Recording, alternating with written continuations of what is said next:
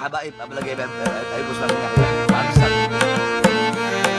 Kalian ini adalah fardu. Ingat, fardu, bukan sunnah. Cinta kepada Habib, seorang Habib yang gila itu lebih utama daripada ulama amilin. Orang mana ente? Anak samperin rumah ente. Ente kalau mau hina-hina anak, caci maki anak sepuas ente. Jangan berani-berani ente hina para habaib.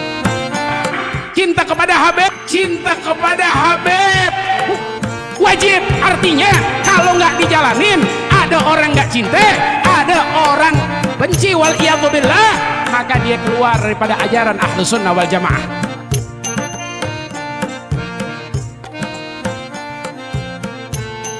Assalamualaikum.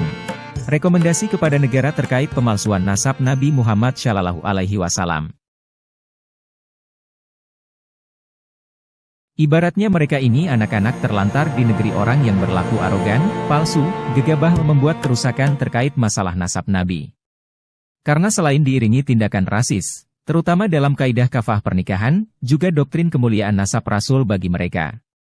Seorang filsuf berkata, jika nama leluhurmu tercatat baik dalam sejarah, maka engkau harus mempertahankan kebaikan tersebut. Jika nama leluhurmu tercatat buruk dalam sejarah, maka rubahlah catatan sejarah tersebut dengan membuktikan bahwa dirimu adalah orang baik.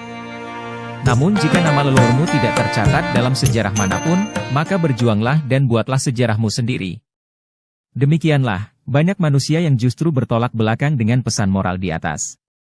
Yang telah dianugerahi sebagai keturunan orang besar malah berlaku kerdil, sombong dan manipulatif. Sementara begitu banyak yang keturunan orang jahat malah bangga dengan kejahatan leluhurnya. Atau yang bukan keturunan siapa-siapa, cenderung apatis atas sendi-sendi peri kehidupan dan peri kemanusiaan. Baginya hidup adalah siklus sederhana menuju kematian. Padahal setiap kehidupan adalah anugerah yang besar. Harus diisi dengan prestasi dan pengabdian bagi Tuhan dan kebaikan untuk alam semesta. Namun, seburuk-buruknya dari tiga jenis manusia di atas, masih tergolong sebagai manusia jujur dan sadar akan jati dirinya, akan sejarah leluhurnya. Yang miris manakala banyak manusia palsu, dia mencatut leluhur orang lain untuk diakui sebagai leluhurnya. Walaupun dia berlaku kebajikan, tetap dia tercela karena menolak kebenaran dan takdir ilahiyah. Dan suatu hal yang diawali dari penipuan, akan berakhir dengan rasa malu dan penyesalan. Apalagi dengan berlaku jahat, rasis dan melakukan penindasan. Maka manusia jenis seperti ini tentunya akan terlaknat di bumi dan di langit, di dunia dan di akhirat kelak. Ada sebuah kaidah dalam agama Islam berkata, 1. Barang siapa mengaku keturunan orang lain maka dia terkutuk. 2. Barang siapa dia malu dengan leluhurnya maka dia juga terkutuk. 3. Namun barang siapa menuduh leluhur orang lain palsu, maka dia terkutuk. Dan apabila ini berkaitan dengan nasab Nabi Muhammad, maka dia derajatnya terkutuk. Apabila kita meyakini semua agama adalah suci, karena diturunkan dari Tuhan yang Maha Suci, dengan ajarannya yang suci, melalui firman-Nya yang suci, dibukukan dalam kitab yang suci, dan tentunya pengemban risalahnya pastilah juga manusia yang suci. Maka barang siapa yang memalsukan atau melakukan penodaan atas segala hal yang suci di atas, dia telah layak untuk menjadi musuh pemeluk agama tersebut di seluruh dunia. Dan dalam konteks kebinekaan dan keindonesiaan, di mana semua agama saling menghargai serta memuliakan, maka dia adalah musuh dari semua agama di Nusantara ini. Misalkan, tiba-tiba ada seseorang mengaku sebagai keturunan Yesus Kristus. Lalu dengan segala klaimnya, dia berupaya mendoktrin yang paling berhak sebagai penyampai kebenaran. Atau otoritas tertinggi bagi umat Kristiani. Kira-kira apakah umat Kristiani tidak akan bangkit untuk menghakimi pemalsu nasab tersebut?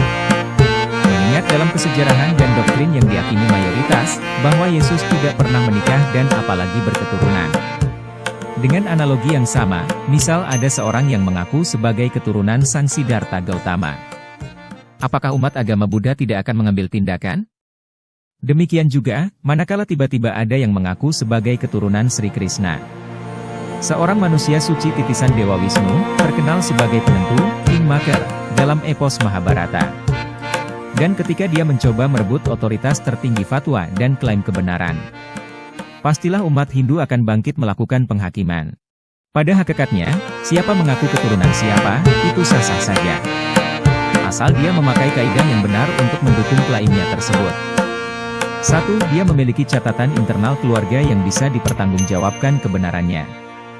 2. Catatan internal keluarga tersebut harus klop, sesuai atau tersambung dengan catatan keluarga besar yang diklaimnya tersebut, terutama dari negara asal leluhurnya. Misal mengaku keturunan orang Yaman dan Irak, ia harus dapat pengakuan dari kedua negara tersebut. Runutannya harus jelas.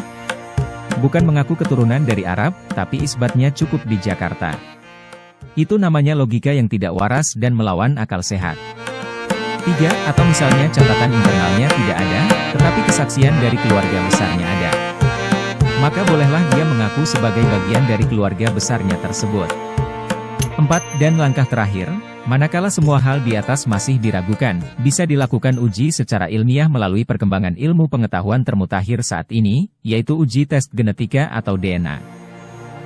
Wassalam.